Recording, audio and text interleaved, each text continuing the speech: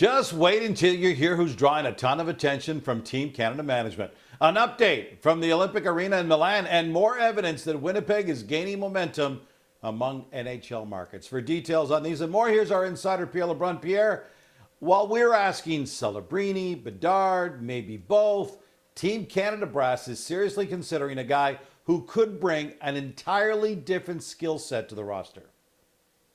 Yeah, and listen, Team Canada is absolutely also talking about Celebrini and Bedard as well. But, you know, you saw Team Canada GM Doug Armstrong at the Oilers-Capitals game on Wednesday night, and there are a couple of Olympic candidates on each team.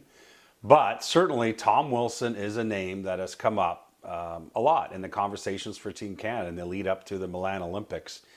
And there's a couple of things I would say to that. One is that I think if Team Canada had a mulligan at Four Nations, where they won, is that they would have taken Tom Wilson. And it's not because of the 3 fights in 9 seconds. That's ridiculous.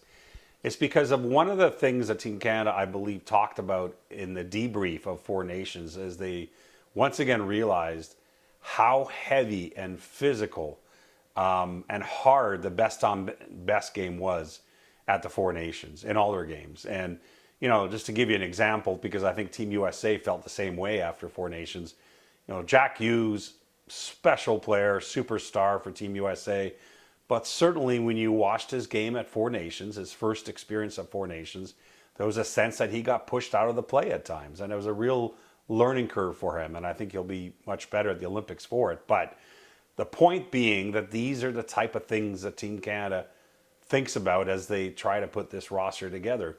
Tom Wilson leads the Washington Capitals in scoring. He leads all forwards in ice time. He kills penalties. So I'm not saying he's for sure making Team Canada, but I'm saying they're looking at him hard because he's a guy that they could put on their fourth line in Milan and know that he can kill penalties, know that he can handle the heavy part of best on best hockey and not hurt Team Canada. In fact, help Team Canada. That's not to take away from all the skill guys they're looking at, just that he would have a certain role that they could certainly be comfortable with. Balance to the lineup. We've seen how effective that can be. Speaking of the lineup, the roster deadline is set for December 31st. But Pierre, there's another key timeline the NHL is keeping a really close eye on, and that's the arena construction in Milan. There have been some real worries it might not be ready on time. What's the update on that front?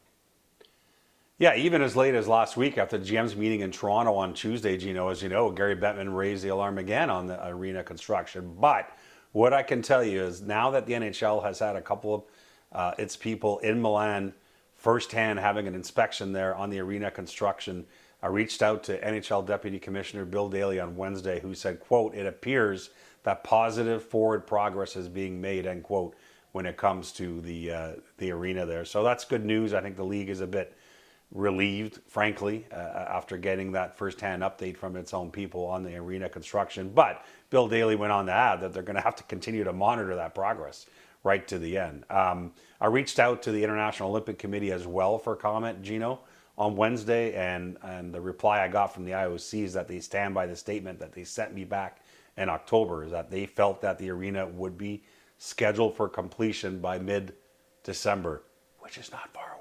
Anyway, so that's where that is, going down to the wire, but a little less stressful, it would appear right now when it comes to the Milan arena. And when we were at the BOG meeting, something that got pushed out there pretty clearly was there is no plan B. There is no other arena we can use. That's got to be ready. All right. I want to talk about something that's going on in Winnipeg right now. The Jets had some fun at their annual gala last night. That's when they announced their captain, Adam Lowry, signed a team-friendly 5-year, $25 million extension. And Pierre, when you step back and look at it, that's great news on a couple of different levels for the Jets franchise. Yeah, I mean, for one, they keep their captain. I mean, I think if you look at the deal in the micro, I think Adam Lowry would have fetched a lot of attention on July 1st, probably on a shorter term deal, but probably for a bit more money because he's such a throwback, you know, defensive center that a lot of teams would have coveted.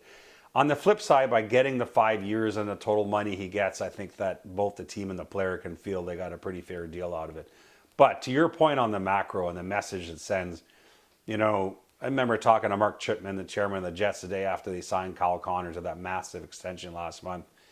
And him and I talked about the fact, is the narrative ever going to go away that players don't want to play in Winnipeg? I mean, he certainly hopes so. And here's another signing again that adds to that. Scheifele and Hellebuck extended a couple of years ago. Connor, Lowry. And listen, it's not a secret. A lot of NHL players still have Winnipeg on their no-trade list. By the way, they have most Canadian teams on their no-trade list. Yeah. But what you're seeing is that players that have spent time and lived and played with the Winnipeg Jets, the majority of them seem to want to stay. And it's not just about how great a hockey market Winnipeg is, but let's get to the real important part too. They have a chance to win. And I think that's what these signings mean, is that core believes they are very close to going deep and maybe winning a Stanley Cup for that market. And that would be pretty amazing to see, probably. That's a pretty critical part of it, though, Pierre, because, good players signing attracts good players, but winning really attracts it. All right, that's it for the early edition of Insider Trading. The full IT with Pierre, CJ, and Dregs is coming up later today on the early edition of SportsCenter.